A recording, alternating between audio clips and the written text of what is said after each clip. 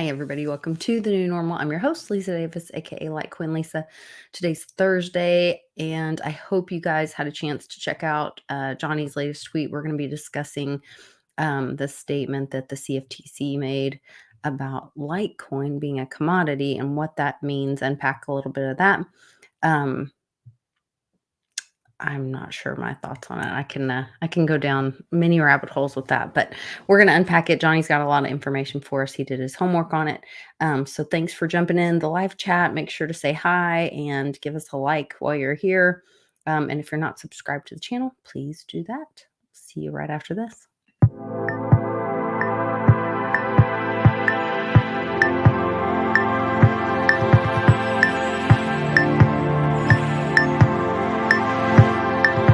What's up, Lisa?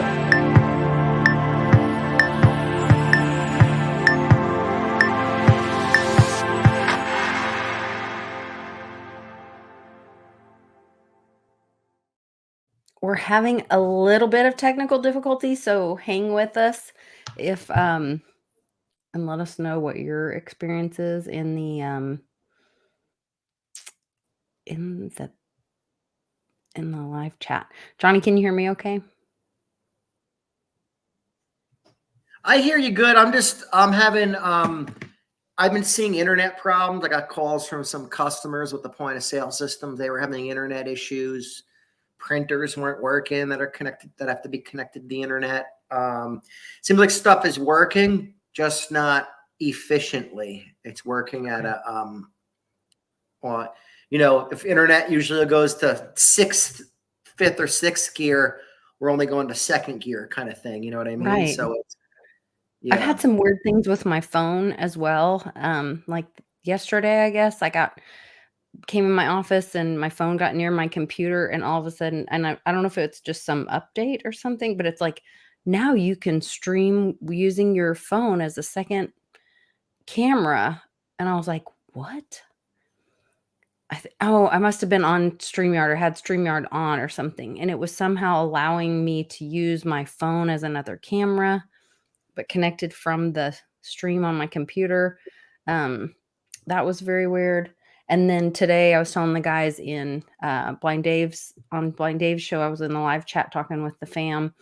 And there was a story about a big cyber attack on some airport, I guess, or maybe all the planes at an airport in the UK, and grounded tons of planes, which I thought was very strange. But it seems like we're seeing more and more of that. Here it is. Over 1,600 planes affected by mysterious GPS jamming across Europe. That's a lot of planes. A lot of planes. I mean, in this week in particular, we saw the bridge thing happen. Now this internet's being out. There's a lot of weird stuff going on for sure. A lot of weird stuff. I guess the positive is the Litecoin being a commodity thing. That was the best news I heard all week, probably. That was the best news of the week for sure, Now, should we play that video, or do you want to just talk about it? It's up to you. You can play it if you want, and we can kind of review it. Okay. Hey, what's up, guys? Johnny Litecoin here. How's it going today? All right, so we saw on the news today that the CFTC stated that Litecoin and Ether are commodities. Guys, this is a really big deal, a real big deal. Why'd they have to bring We've known this as the Litecoin community. We talk about this. But guys, this is probably the number one reason why I'm bullish on the price of Litecoin. Now, I love Litecoin, the payments technology, MWeb, all the things that Litecoin offers as far as cheap, low-cost payments.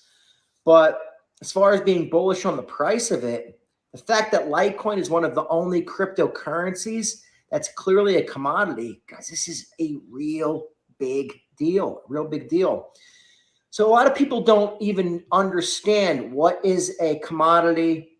Why is that a big deal? Well, most cryptocurrencies are a security. A security is a stock, right? So a security has a company behind it. Basically, you're buying shares in that company's performance. A commodity is something that has a cost of creation, a cost of production. There's no company behind it. So what's some other commodities out there? Cattle, gold, oil, natural gas, coffee, sugar. All of these things, there's no coffee company or sugar company. It comes from the earth, has a cost to create, a cost to produce. Same thing with Litecoin. All right, there's no company behind Litecoin. There's no central authority. There's no Litecoin company. And it costs money to produce Litecoin, to mine it. All right, this is key. This is really key. So, guys, this is big, that Litecoin, that the CFTC stated again. We've known this, but it's big when they state this. Guys, this is really big because there's thousands of cryptocurrencies that absolutely suck, that are securities. Litecoin is one of the only ones that's clearly a commodity. All right. Big news today, guys. So pretty exciting. So does now Congress makes laws, but I guess they have these agencies like the SEC or the CFTC to help then enforce or govern those laws, right? So for the CFTC to make this statement or declaration, wouldn't there have to be a law around that to support that? You know, you probably wouldn't see a law because then remember, Congress is controlled by the globalist banking cartel. So they're not really going to allow for a law to state it. They'll state it in lawsuits and things like that. They'll talk about it. But then even look at Gary Gensler, the puppet. When he taught at MIT, he came out multiple times and said Litecoin, Bitcoin. I think he even said Bitcoin Cash are commodities. They're not securities. Now his tune changed that he's the SEC chair. Now the globalist banking cartel has their vice grip around his neck. Who knows what videotape of him that they have as that they're using to blackmail him.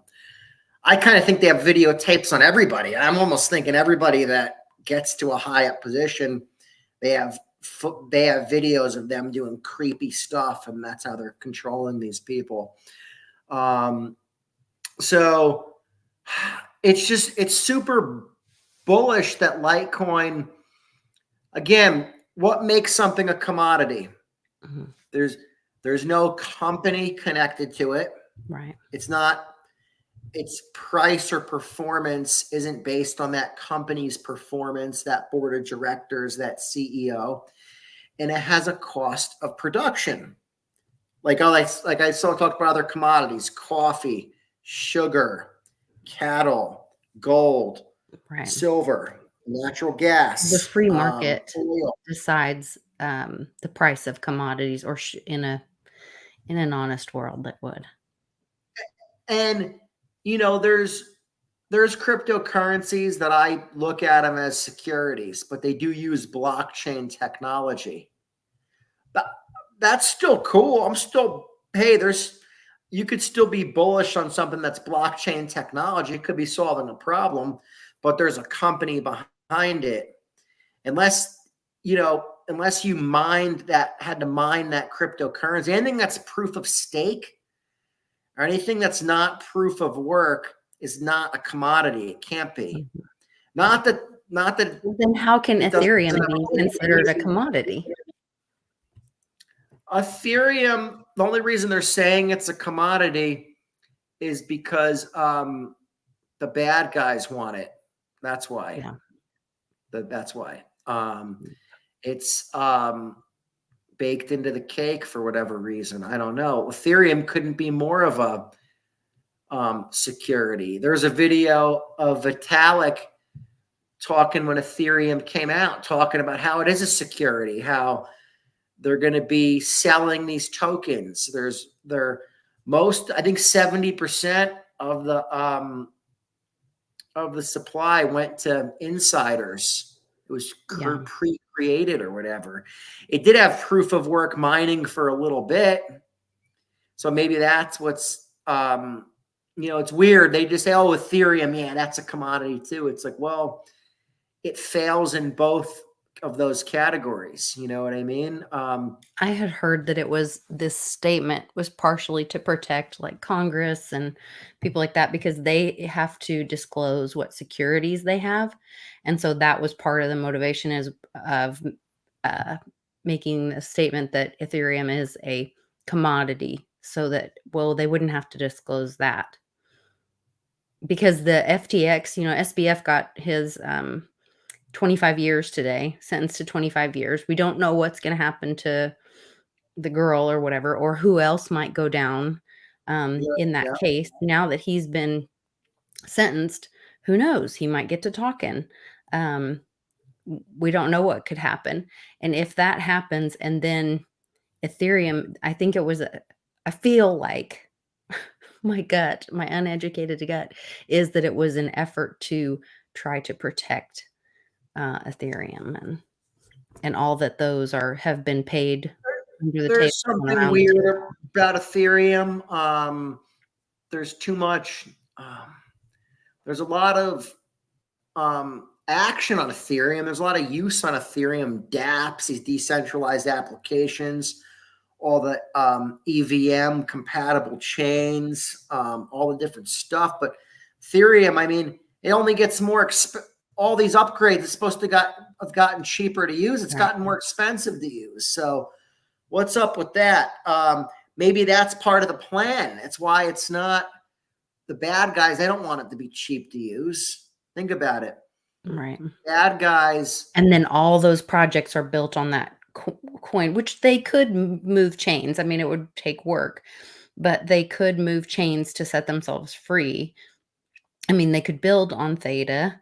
They could build on, oh, I don't even know what other chains would be. Would Litecoin be able to be a compatible chain since they have like the capability of the NFTs and I mean, it's a different technology. It's not EVM compatible. Neither is okay. Theta. Theta is not EVM compatible. These are different blockchains. Theta is really cool technology. Theta is really cool. Now, Theta, I don't consider a commodity, but that doesn't mean it's not cool and it's not good tech. What would scare me about investing in Theta? I'll throw out my thoughts on Theta, investing in it. The fact that it's not really what I consider legal in the US. Now, what makes a coin legal? It's not illegal, but if you can't buy a coin with fiat in the United States, then it's not legal. Then It's not how'd you get it? illegal. It's a gray area. I It's a see what gray you're area. saying. So that's what would scare me about Theta is why. What? Now that would tell me that there's someone holding it back. Maybe the technology. Remember, they don't want stuff that's really good technology. They don't want stuff that's going to be too disruptive to the system. It's why there's this effort against Litecoin by the bad guys, by these Bitcoin maximalists, who a lot of them are, I saw a lot of, when I did that video, a lot of comments in there. Most of them were good, but there was a lot of bad comments from, I'm assuming, Bitcoin maximalists. Oh, And I'm sure. who are these people? There's no face. There's no, and again, why attack Litecoin when there's thousands of cryptos that absolutely suck? Litecoin's not a threat to Bitcoin. If anything, Litecoin's just making Bitcoin a little bit better. It doesn't threaten it in any way. So the fact that they're coming out against it and have this effort against it, it tells me that somebody's behind these people. There's something nefarious going on there because it doesn't make sense. What's the motive? Again, if the motive was there, it's okay. There's a motive. Here's the motive. There's no motive. So somebody's behind these people saying, "Hey, attack Litecoin, Right. discredit it." And all they're doing is making it. I watched a really good interview with Roger Ver and that guy Vlad Castilla, Mm. and I actually like that Roger Ver guy. He, I don't love Bitcoin Cash, but I don't have to love it. He wants decentralized money for the world. Same thing I want. I think it is the most cited, the in-chain project, that's with Bitcoin Cash, has the most sightings of Reggie's patents. It's like, I can't remember the number anymore, but you can Google Reggie's patents and then go to the cited. There's a little key in the top, and Okay. it'll say cited, and all the people that have cited his patents that have built something using his and acknowledged his patents, and in-chain or Bitcoin Cash, their business model with it is like one of the most highest numbers, which is very interesting to me. So yeah, so he's I consider him not the bad guys, at least. Roger Ver, he wants Oh, am I the wrong project? Am I thinking of I might be thinking of the wrong project. Is it Craig Wright or was it Roger Ver that has Craig in-chain? Wright was BSV. Crap. Him, I would say, is the bad guys because he's like, but if you listen to Roger Ver, his main thing is how Bitcoin was corrupted into wanting, now we worship Michael Saylor and stuff. And it's, you think Michael Saylor gives a shit about Ross Ulbricht, who's doing a triple life sentence for creating a website? Does he care about freedom? No, he cares about Or no, he cares about making big dollars. people getting rich. You know what I mean? So it's hold on one second, Lisa. So it was in-chain that mentioned Reggie's. I can't remember which one it was associated with, but that's really strange. And people are just guessing at like what would be the next, big. I guess everyone's guessing what would be. Everybody wants to be ahead of the game. What's the next big? But really, the use case when this system goes down and the dollar loses, then the use case of these blockchains will rise up. Like that will be what kind of separates the boys from the men, you know? Yeah. So Great Gazoo saying Roger used the name Bitcoin instead of something new. He did. I mean, I'm not saying I like everything the man's done. I don't think he should have used the name Bitcoin.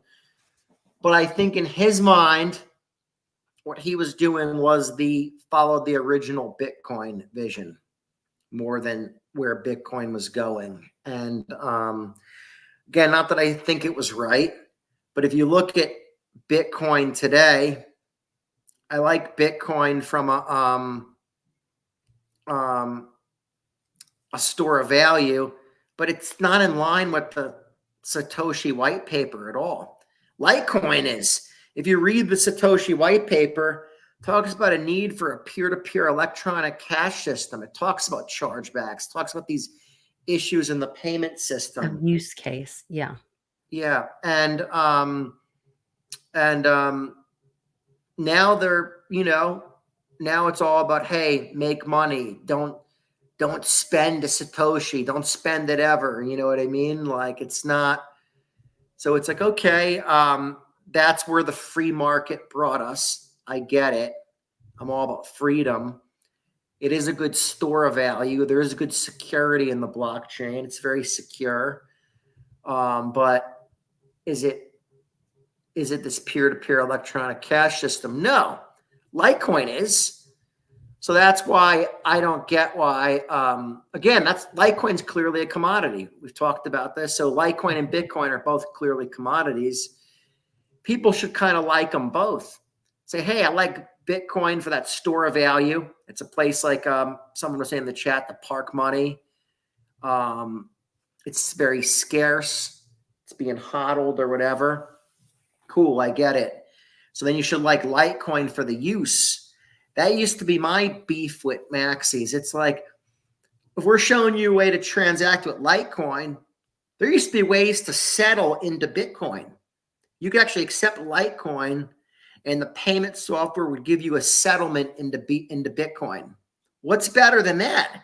You're getting, if you worship Bitcoin like a lot of these maxis do, you're getting your precious Bitcoin and you're avoiding using fiat.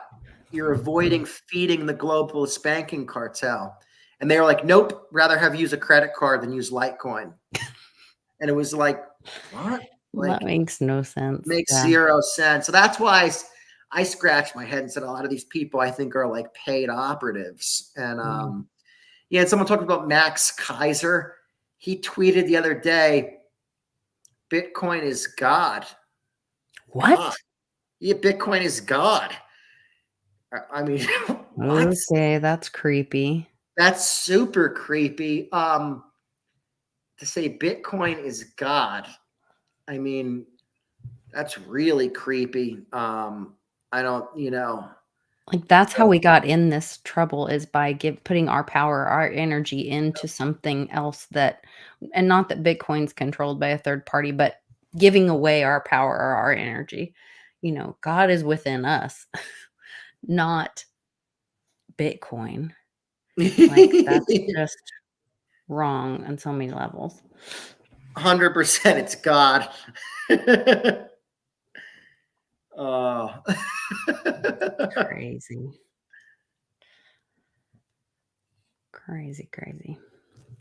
Oh,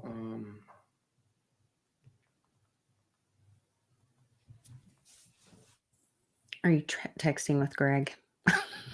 No, I'm texting somebody. Oh, about what you were talking about before we got started. Texting an old friend. I haven't talked to for a while.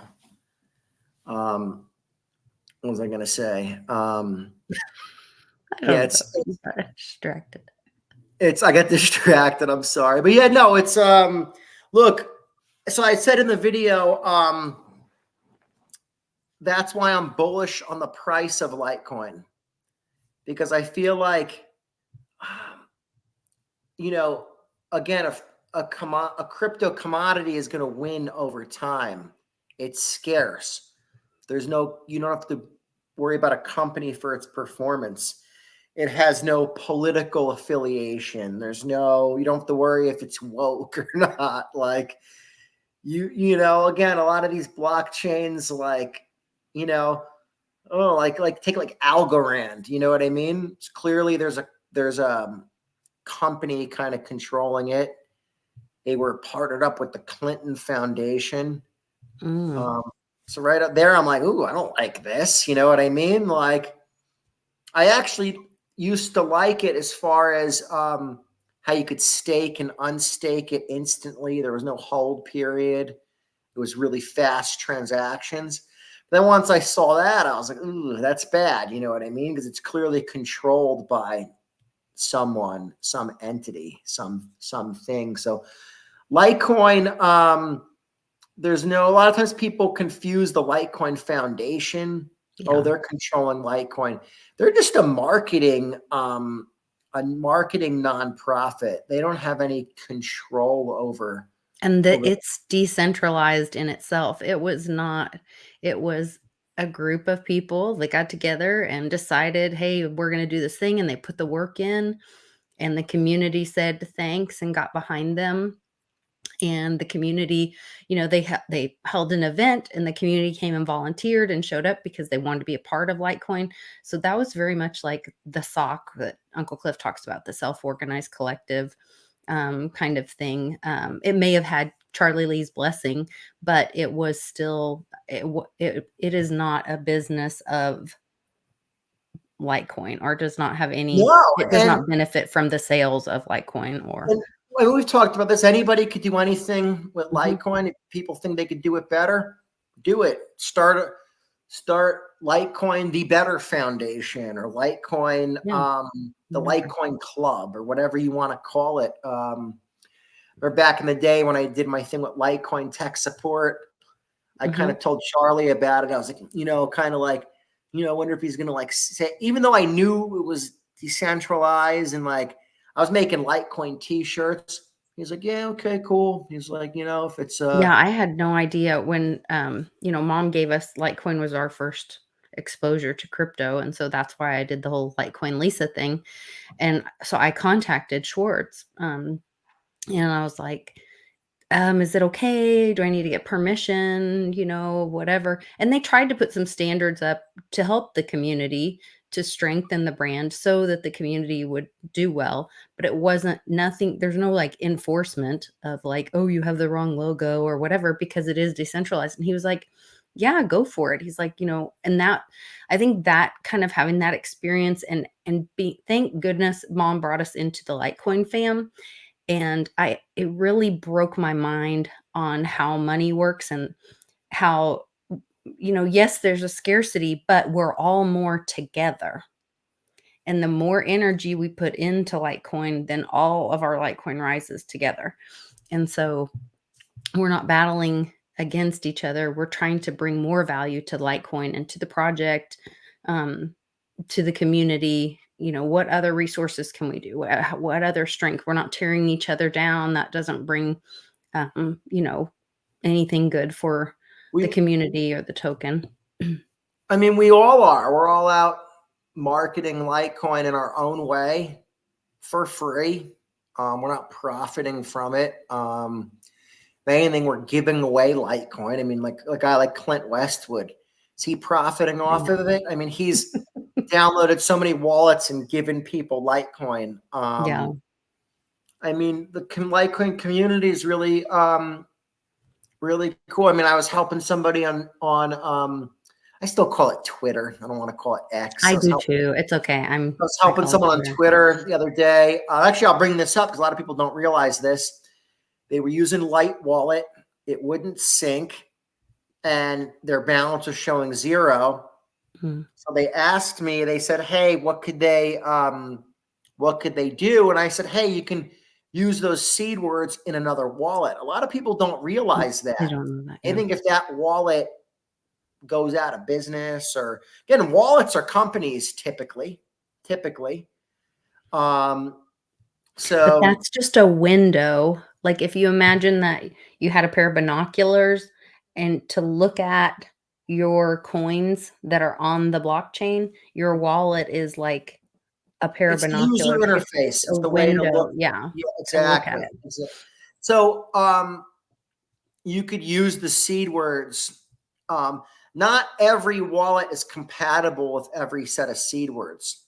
So you have to use Okay, sometimes certain seed words and find a wallet that has the right, what they call derivation path. And okay, sometimes if you're using a really old wallet, most of the newer wallets are using a different derivation path.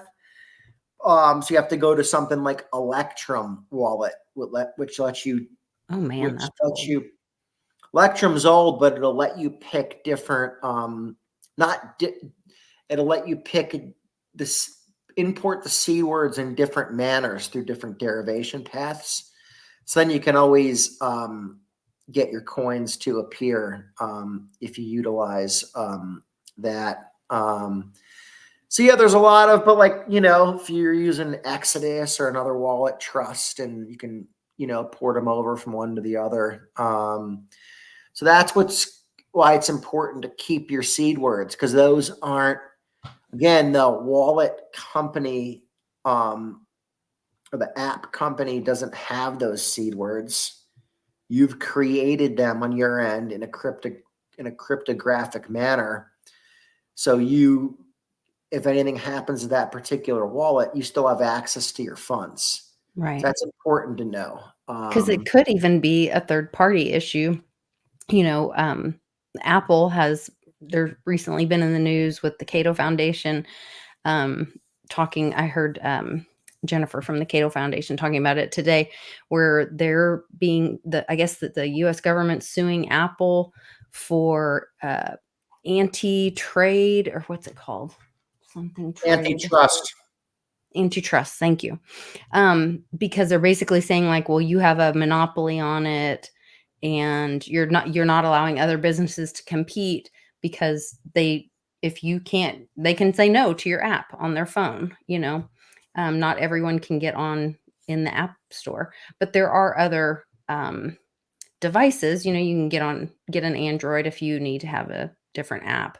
But so you could even end up in a situation like that where your wallet isn't allowed on your phone or something, and you'd have to get a different wallet. But Somebody said, what's up with Exodus taking BNB off the wallet? Again, Exodus and these wallets, the wallet gets big enough, it's subject to the rules in certain countries. So I think, obviously there's an effort against Binance. So I think there's, it's why they also took Lightning Network out of Exodus wallet. You can't use Lightning Network in there anymore. So we can look at it two ways. Some people say, hey, Lightning Network, it's violating Reggie's patent. But also, besides for the patent issue, Lightning Network involves being when you're routing these Lightning payments, it's called being like a Lightning hub. You have to be approved as a money transmitter and get a money transmitter license. I see. Because the way around that is layer one payments. If I send someone Litecoin or I create a wallet or an app that accepts Litecoin or sends it, if I take possession of it for even 1 second, even if I take possession and write a smart contract and send it right out, I'm still taking possession. I need to be a money transmitter. And if I don't have a money transmitter license, forget getting fined. They're going to come in and arrest you. Right. Oh my gosh. Yeah, sure. Well, and on the Reggie thing, like there are hundreds of patents in your phone, but they pay the person who has the patent. Like you have a Microsoft license. A lot of people use Microsoft on their computer. And so you pay to use their product because it's patented, it's protected, it's their IP. So you pay a license fee and you use their product. And that's all he's asking for as well. Yeah. Is that you don't steal his stuff and you just pay the license fee. So it's not that people won't ever, when I hear people say like, oh, that's infringing, so they took it off. Well, I don't think that it's not that they could have left it on and just made a deal with Reggie and paid the license fee. I mean, there are ways to do business in this world. So there is. So that's the, but that's the reason why I'm, again, bullish on Litecoin. It avoids patents. It avoids being a money transmitter. It's clearly a commodity. I don't have to worry about, is the CEO a creep? Does he go out and kill a bunch of people or something like that? Is he, you don't have to worry about this stuff. Right. It's just something that exists and it has a cost. I feel like anything that has a cost of creation or production has kind of a floor built in. The price is never going to go below that cost of production for very long. I mean, it might spike below it and spike right back up, kind of like what happened with oil. But, even with silver, people are mad about silver price, this and that. I mean, it still has went up in value from the app. Now, people say, no, it's half of its 1980 price. Well, it spiked up there. But if we look, where was it? Where was silver at 5 or 6 years ago? It was $15 an ounce, $25 yeah, 14 even. Yeah. So would you have been better holding silver or holding fiat? You'd be better holding silver. Where was it in the mid 2000s, like 2003, 2004, 2005? I think the price was probably like $4. Now, obviously, would you be better holding cash or silver? Obviously better holding silver. And again, it costs more to create. It costs more to pull it out of the ground. Right. There's not as they're having to go to it's not as easy to get anymore. It's things like that they mine, even oil and stuff. It's when they first, it's kind of like scooping something out of a bowl. When you put the spoon in it first and scoop something out, you get a big lump of it. Once you're scooped it a while, you got to kind of scrape the sides and stuff. You're not getting as much yield when you're scooping it. It's the same idea with mining these resources. It gets harder and harder to get over time. So, yes. There was a great conversation on John Claude's channel today with Marty, and he was talking about that there could be just recently, I guess there was a scarcity in silver. I need to ask Bix about this. He's busy this weekend because today's actually Amy's birthday. So happy birthday, Amy. Happy birthday, Amy.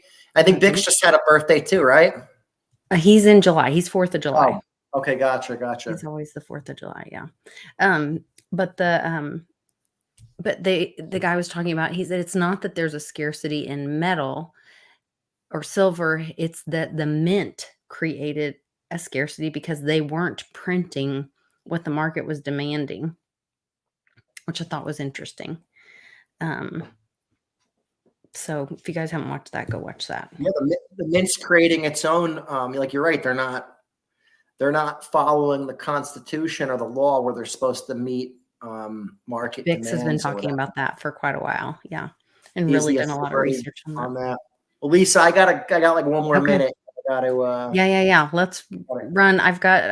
I put the link in the description. We are going to have a live happy hour on April 19th here in Edmond, Oklahoma, that everyone is welcome to come to. It'll be a free to attend event.